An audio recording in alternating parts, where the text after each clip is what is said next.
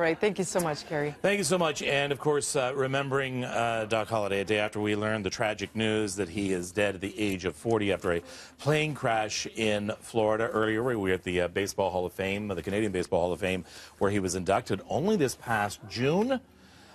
He retired a Jay after signing a one-day free agent contract so he could retire as a Toronto Blue Jay. That's what he thought of this club and what this club thinks of him. And he loved golfing. He loved to fly planes. It was always his dream, you know, in retirement to not only continue to give back to charity, as he and his wife always Doc's did. Box. Let's talk right now with Jeff Blair from Sportsnet 590 The Fan about putting some of this into context now. And I don't know about you, Jeff, but yesterday when we heard the plane had crashed, we didn't know if it was him or was confirmed to be him. For a while, people were just hoping and praying.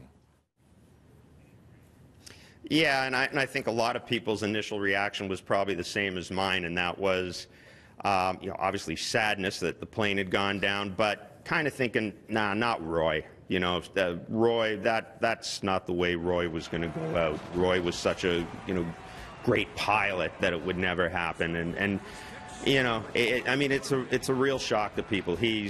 I mean, to people who aren't baseball fans, it's hard to describe just how beloved he is to baseball fans, as well as being respected to baseball fans in this city. For the longest time, he was the reason you watched the Blue Jays. This is before the Blue Jays went to the playoffs in back-to-back seasons. And yeah, this one really hurts because for a lot of younger Jays fans, he was probably their entry point into becoming Jays fans. One of the most beautiful things I read this morning was that they didn't call him a pitcher, it was more of a painter, because he was so, it was so much in his head, and it was an art, it was a craft that he took the time to hone. And he wasn't a man of many words, but he did show through his actions what his priorities were, the fans, his family, giving back to charity. And I think that's why he resonates as a human being with so many of us. Are you hearing anything from the clubhouse just in the last few hours?